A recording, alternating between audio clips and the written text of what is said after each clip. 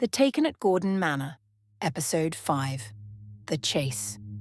Enos Mosley crouched low on the hillside, his coat pulled tight against the cold night air. He'd been watching Gordon Manor for hours now, ever since his brother Jim had come home from the pub, ranting about the witch girl and her cursed ways. Jim said someone needed to keep an eye on that place, see what devilry went on after dark. So Enos volunteered, not because he believed in witches necessarily, but because he was curious, and maybe a little bit angry. The Grovers looked down on folks like him and Jim, acted like their money and title made them better. He'd proved they weren't so high and mighty after all. The manor was quiet now, most of the windows dark, only a few candles flickering in the upper floors. Then he saw it, a blue light in one of the windows, small at first, like a candle flame, but growing, pulsing. Enos leaned forward, squinting through the darkness. The light grew brighter, filling the entire window. Then it moved, not like a candle being carried, but floating, drifting through the room like it had a mind of its own. What in God's name? The light disappeared from the window. For a moment, Enos thought it was gone. Then the sky above the manor erupted with blue. Not lightning, not fire, just light. Pure and impossible and wrong. The blue orb hung in the air above the manor, pulsing like a heartbeat. Then it split. One orb became two. Two became four. Four became dozens. The orbs danced through the air, weaving between each other in patterns too perfect to be natural, like they were speaking to each other in a language of light and movement. Enos stood up, his heart hammering. He should run. He should get Jim. He should... One of the orbs turned toward him. It moved with purpose now, no longer dancing but hunting, coming straight at him across the distance, moving faster than any bird, any arrow, anything natural. Enos stumbled backward. No, stay away. The orb was on him in seconds, hovering just above his head, close enough that he could see it wasn't solid. It was made of light, yes, but the light was moving, swirling, like looking into a whirlpool of pure blue fire. He could feel it, not heat, but something else. A vibration that went through his bones, into his skull, rattling his teeth. His vision blurred. His ears rang with a high-pitched whine that made him want to claw at his own head. The pain came next, not in his body, in his head. Like someone had reached inside his skull and was pulling his brain apart piece by piece, examining every thought, every memory, every secret he'd ever kept. His childhood, his first kiss, the time he stole bread from the baker, the girl he'd loved who'd married another man, his jealousy of the Grovers and their wealth, his anger at being powerless, all of it exposed, all of it seen. Enos opened his mouth to scream, but no sound came out. His legs gave way and he fell to his knees, the wet grass soaking through his trousers. Through the agony, he saw her, the Grover girl, not standing in front of him, but inside his head. A vision, a memory that wasn't his. She was younger, 7, maybe 8, screaming on a metal table, strapped down, and above her those eyes, black and enormous and empty, staring down at her with cold curiosity. And then he saw something else. The creature turned its head and looked at him, at Enos, across time, across impossible distance. It saw him watching, and it didn't like that. The pain intensified until Enos thought his skull would crack open like an egg. He tried to pray, tried to call on God, but the words wouldn't come. There was only pain and light and those terrible black eyes. Then, darkness. When Enos opened his eyes again, he was lying on the cold ground. The sky above was lightning, dawn coming. Pale grey replacing black. How long had he been unconscious? Hours. He tried to sit up. His body wouldn't move, not paralyzed from injury. He could feel everything, the cold, the damp, a rock digging into his shoulder blade, but when he tried to tell his arm to move, to push himself up, nothing happened. He tried to speak, to call for help. Nothing, His mouth wouldn't open, his tongue wouldn't move. Panic flooded through him. He could feel the grass beneath him, could smell the damp earth and the distant smoke from the village chimneys, could see the grey sky above, the bare branches of trees swaying in the wind. But he couldn't move, couldn't speak, couldn't do anything but lie there, trapped inside his own body like a prisoner. In the distance, he could hear someone calling, Jim's voice, looking for him. "Enos! Enos! Where are you?" But Enos couldn't answer. He could only lie there on the hillside, staring at the sky, his mind screaming inside a body that would no longer obey. The witch girl had done this to him, or something had, and whatever it was still out there. Celestina stood on shaking legs, her bare feet cold against the earth. She could hear her own heartbeat pounding in her ears, so loud it drowned out the night sounds of the woods around her, the rustle of leaves, the distant hoot of an owl, the creak of branches in the wind. Where am I? She turned slowly, trying to orient herself in the darkness. Trees surrounded her on all sides, their bare branches reaching toward the sky like skeletal fingers grasping at the stars. Through the trees, she could see lights in the distance, Gordon Manor, the windows glowing warm and golden against the black night. She wasn't far, maybe a quarter mile at most. Relief flooded through her, warm and sudden. She could make it back. She could... Behind her, deeper in the woods, she saw it. A blue light, small at first like a distant star, but growing, pulsing, moving toward her through the trees with purpose. No, not again. Please, not again. Celestina didn't think. She ran. Her bare feet struck rocks and roots and thorns, but she didn't stop. The pain was sharp and immediate, like stepping on broken glass with each stride, but fear pushed her forward. Her nightgown caught on branches, tearing with sharp ripping sounds, but she pulled free and kept running. Behind her, the light grew brighter, closer. She could hear a sound now, a low humming, like the vibration of 1,000 bees thrumming through the air and into her bones. It made her teeth ache, made her skull feel like it was vibrating from the inside. Don't look back, just run. Don't look back. But she couldn't help it. She glanced over her shoulder and immediately wished she hadn't. The blue light was closer now, weaving through the trees with impossible grace. It moved like it was alive, like it was hunting her. And it was fast, too fast. She couldn't outrun it. Celestina's foot caught on an exposed root and she went down hard. Her hands scraped against the frozen ground, dirt and pine needles digging into her palms. She scrambled to get up, but her nightgown was tangled around her legs, twisted and caught. The light was almost upon her. Her fingers fumbled with the fabric, trying to free herself, but her hands were shaking too badly. She could feel the light now. Not heat, something else. A pressure in the air, a weight pressing down on her. And then she saw him. A figure stepped out from behind the blue light. Tall, too tall, at least 7 feet, maybe more. Moving with that same unnatural grace, like he was gliding rather than walking. In the dim glow of the blue light, she could see his face, or rather where his face should have been. Instead, there were those eyes, enormous and black, reflecting the blue light like polished stone, empty, endless, like looking into a void that went on forever. They weren't human eyes. They were too large, too round, taking up most of where a face should be, and they had no whites, no iris, no pupil, just black. Pure black that seemed to swallow light rather than reflect it. Below the eyes, something that might have been a mouth, but too small, too thin, more like a slit in grey skin than lips. He reached toward her with a hand that had too many fingers, long and thin and grey. Celestina screamed, "Celestina!" A different voice, human, desperate, familiar.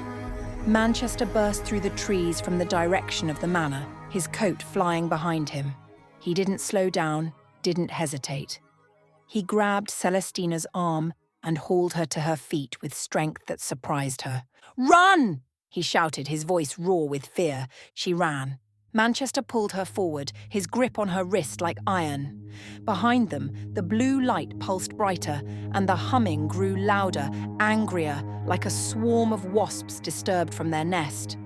"Don't look back," Manchester commanded as they crashed through the underbrush, but Celestina looked anyway.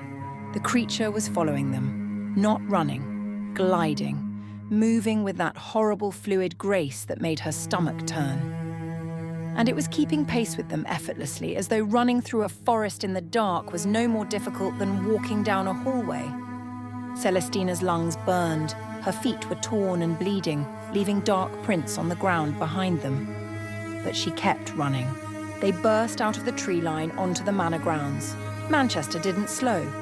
He pulled her across the lawn, past the gardens, toward the house. The grass was wet with dew and freezing cold against her ruined feet. The blue light followed them to the edge of the woods and stopped. Celestina risked a glance back and saw the light hovering at the tree line, pulsing like a beating heart, watching. The creature stood beneath it, motionless, those black eyes fixed on her. Then, slowly, the light began to retreat back into the forest. The creature followed, gliding backward, never taking its eyes off Celestina until the trees swallowed them both. Manchester didn't stop running until they reached the manor steps. He pulled Celestina up onto the stone landing and turned to look back at the woods. The light was gone. The forest was dark and still. Both of them stood there, gasping for breath, staring into the darkness, waiting to see if it would come back. "What?" Celestina could barely get the words out. Her chest heaved, her legs trembled. What was that? Manchester turned to look at her, and in the moonlight she could see his face was pale, his eyes wide, his jaw tight.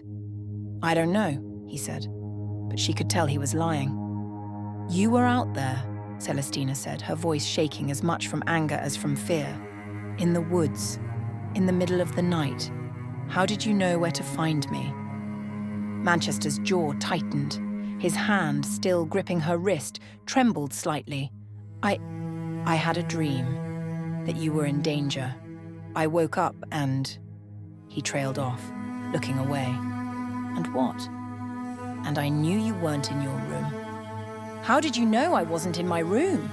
Celestina pulled her wrist free from his grasp. "How could you possibly know that?" Manchester opened his mouth, closed it again. He looked like a man trying to decide which lie to tell.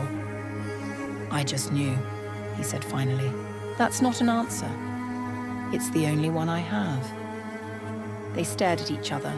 Celestina's nightgown was torn and muddy. Her feet were bleeding.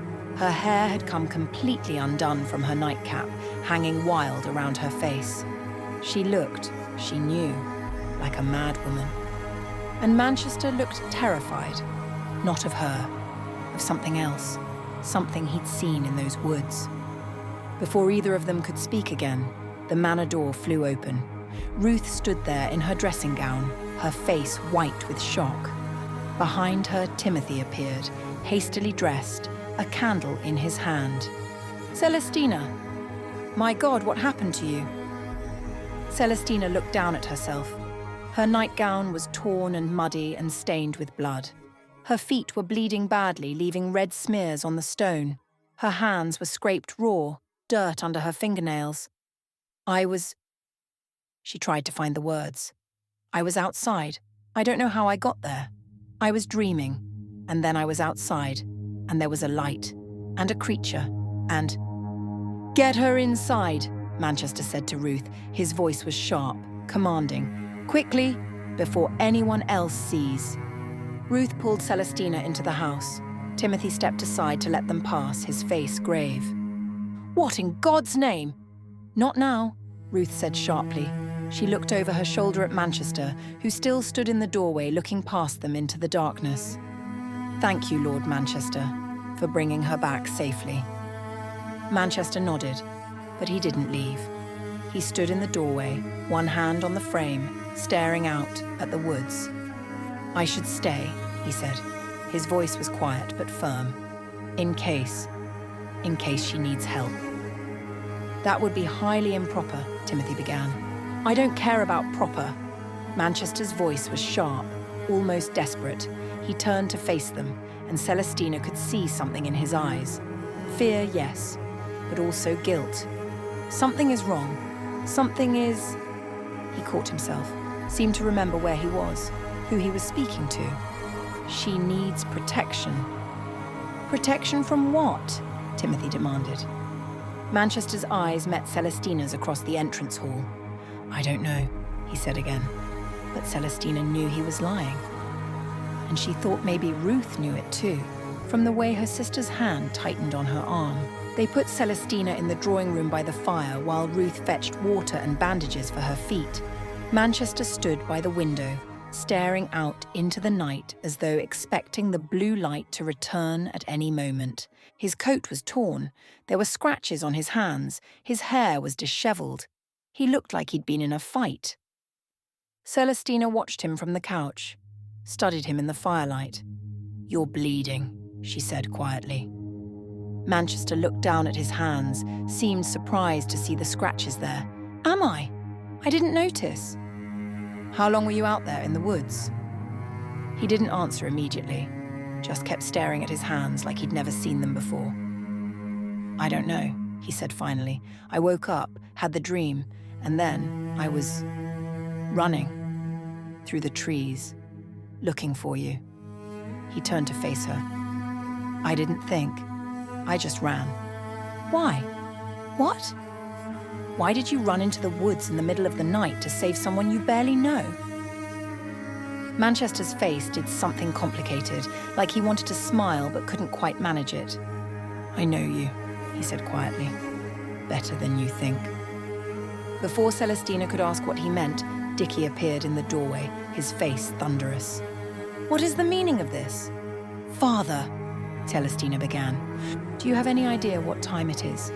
What you look like? If anyone saw you out there in your nightclothes with Lord Manchester... She was being chased! Manchester turned from the window, his voice fierce.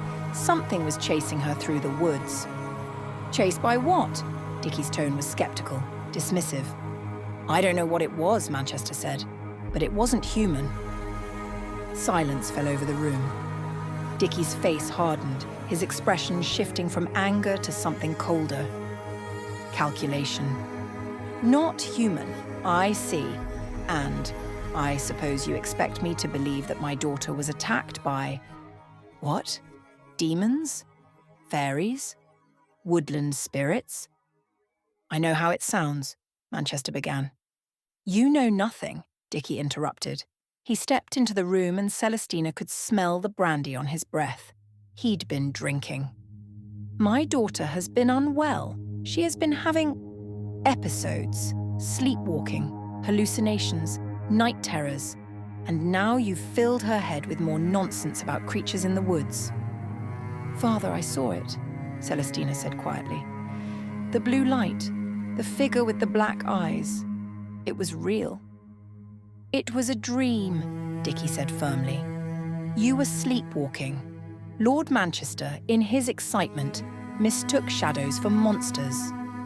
I know what I saw, Manchester said, his hands clenched into fists at his sides.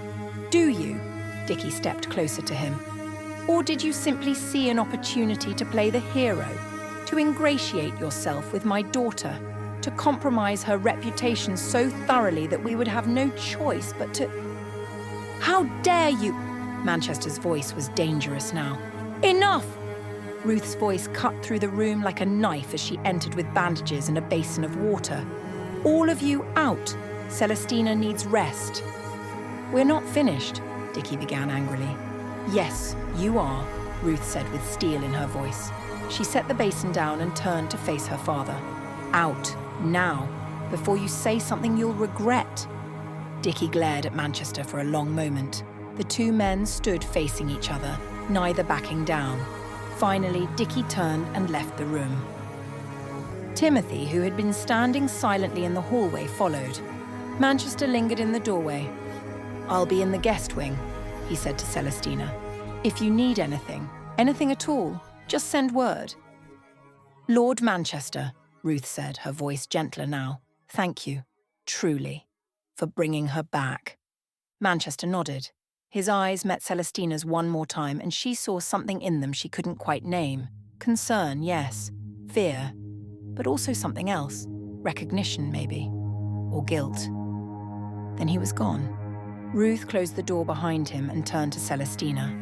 "Ruth," Celestina began. "Not now," Ruth said gently. She knelt beside Celestina and began to clean the cuts on her feet. "We'll talk in the morning. For now, you need to rest." But Celestina knew she wouldn't sleep. Every time she closed her eyes, she saw those black eyes staring at her from the woods. Morning came grey and cold. Celestina had spent the night in the drawing room, Ruth refusing to let her return to her bedroom. Now, in the pale dawn light, she looked even worse than she had the night before. Her feet were bandaged, her face was pale, and dark circles hung under her eyes. There was a knock at the door. "Come in," Ruth called. It was Higgins, the farmer. His hat was in his hands, and his face was grim. "Begging your pardon, my lady, but there's been an incident in the village." "What kind of incident?" Ruth asked. Higgins' eyes flicked to Celestina, then away. "It's Enos Mosley. He's in a bad way, and his brother Jim is saying it's Lady Celestina's fault." Celestina's heart sank. "What happened to Enos?" Ruth demanded. "He was found on the hill this morning. Collapsed. Can't seem to wake up. The physician says it's like he's been shocked. Like lightning struck him, but there's no burns, no marks, just paralyzed." Celestina felt ice in her veins. "Where was he found?" Ruth asked. "On the hill overlooking the manor," Higgins said quietly. "Jim says Enos was watching the manor last night. Saw the blue lights over the grounds. And then something happened to him. He collapsed, and now he won't wake." "And Jim Mosley is blaming Celestina," Ruth's voice was sharp. "He's saying she's a witch, my lady, that she called down the lights to curse his brother." "That's absurd," Ruth began. "Is it?" Higgins interrupted. He looked at Celestina with something between pity and fear. "Forgive me, my lady, but strange things happen around you. The crow and the lightning, the sheep dead in my field, and now this." "I didn't do anything to Enos," Celestina said, her voice shaking. "I believe you, my lady," Higgins said. "But the village, they're afraid.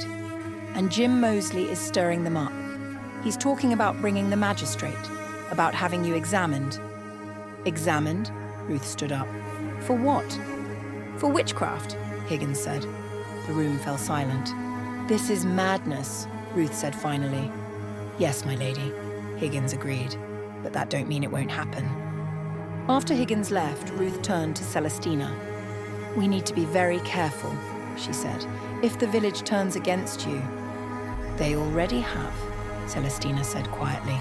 She looked down at her bandaged feet, the blue lights, the creature in the woods, Enos on the hill watching.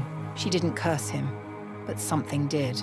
"Ruth," Celestina said slowly, "where is Manchester?" "He's in the guest wing. Why?" "I need to speak with him." Ruth's eyes widened. "Celestina, you're not dressed. You're injured. This is hardly the time." "Now, Ruth, I need to speak with him now." There was something in Celestina's voice that made Ruth pause. Not desperation, not fear. Something harder. Determination. "Very well," Ruth said carefully. "I'll send for him." "No."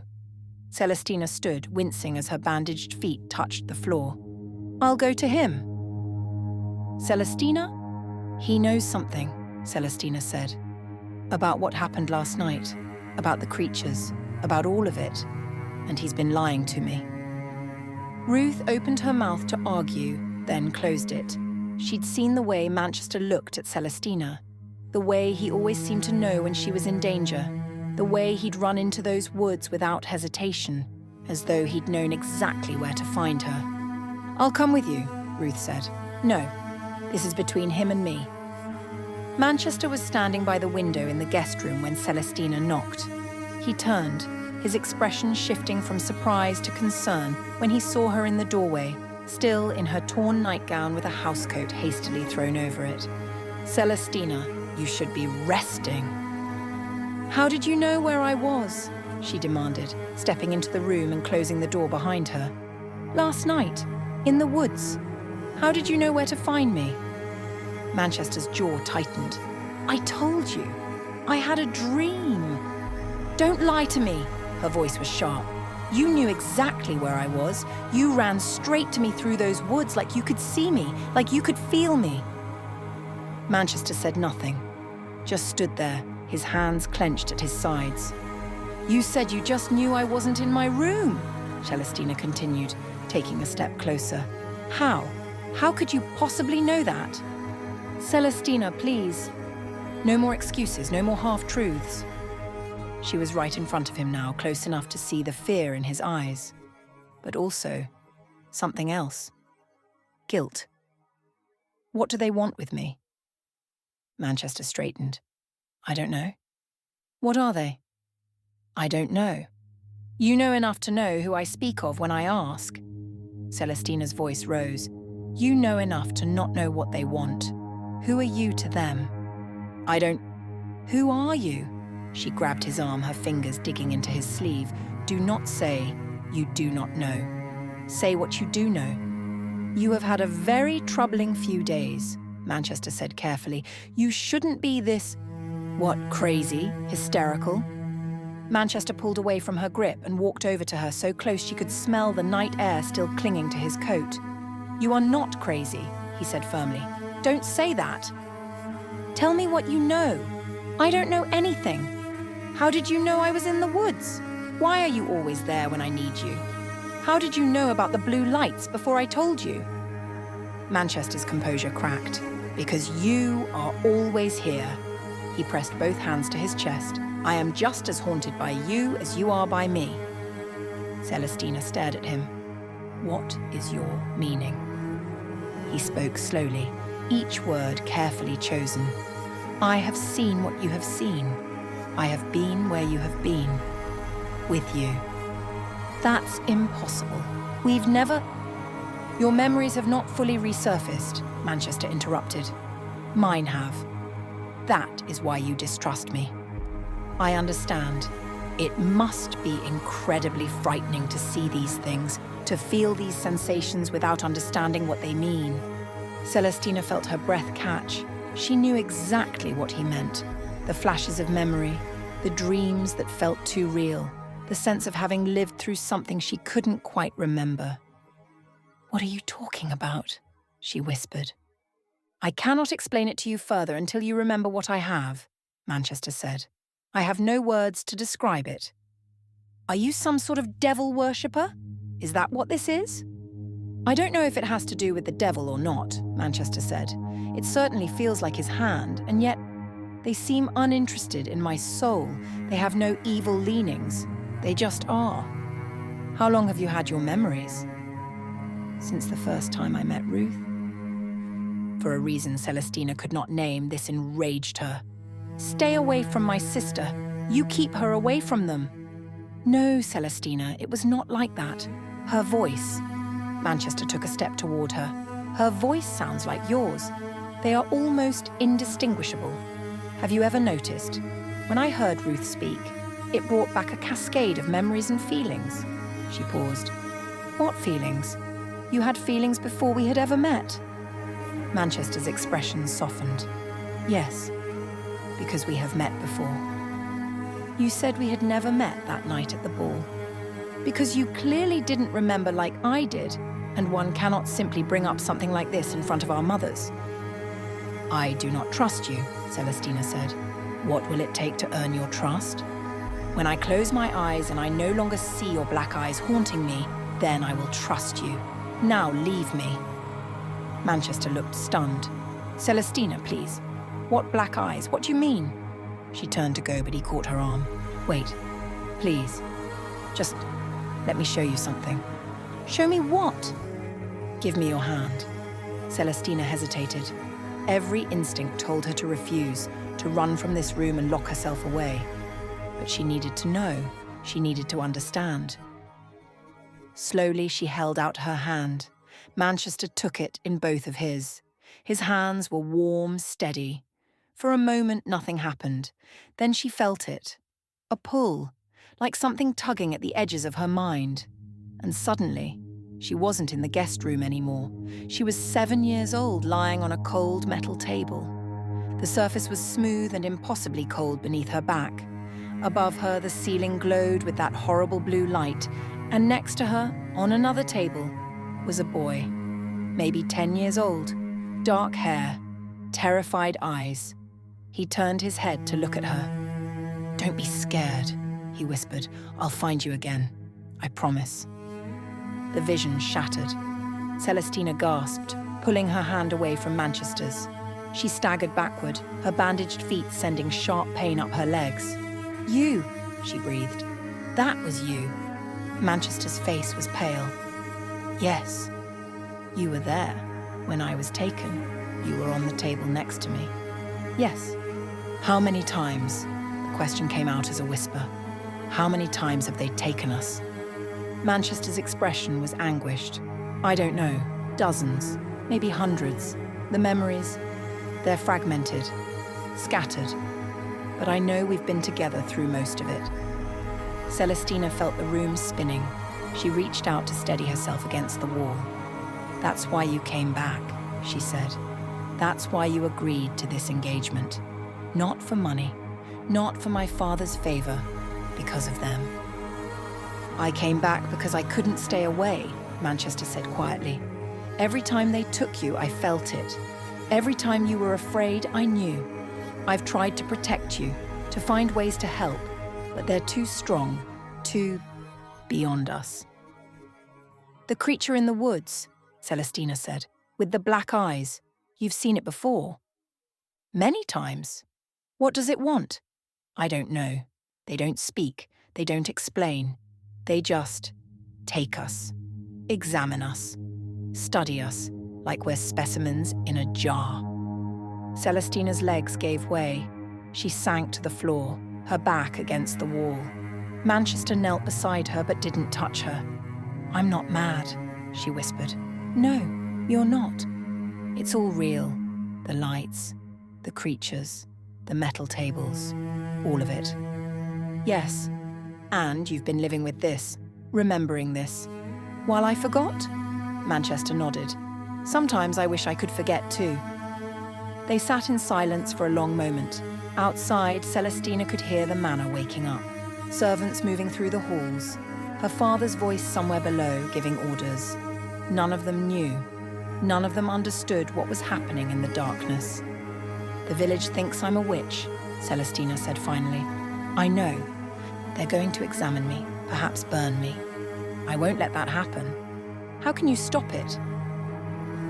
Manchester looked at her, and for the first time since she'd known him, she saw not the polite nobleman, but the frightened boy on the table next to hers. "I don't know," he admitted, "but I'll find a way. I always do. Because they keep bringing you back." "What?" "You said you tried to end it all, to escape them, but they stopped you. They keep bringing you back." Celestina looked at him. "They want us alive. They need us for something." Manchester stared at her. I hadn't thought of it that way. What if Enos saw something he shouldn't have? What if they took him because he was watching?" "Then everyone in that village is in danger," Manchester said. "If they're willing to take witnesses—" A scream cut through the manor. Both of them froze. It came again. A woman's scream. Desperate. Terrified. Manchester was on his feet in an instant. Celestina grabbed his arm as she pulled herself up. They ran into the hallway. The scream was coming from downstairs, from Georgie's room. Ruth was already at the door when they arrived, her face white. "What is it?" Celestina demanded. "What happened?" Ruth turned to look at her, and Celestina had never seen her sister look so frightened. "Mother," Ruth whispered. "She's awake." To be continued.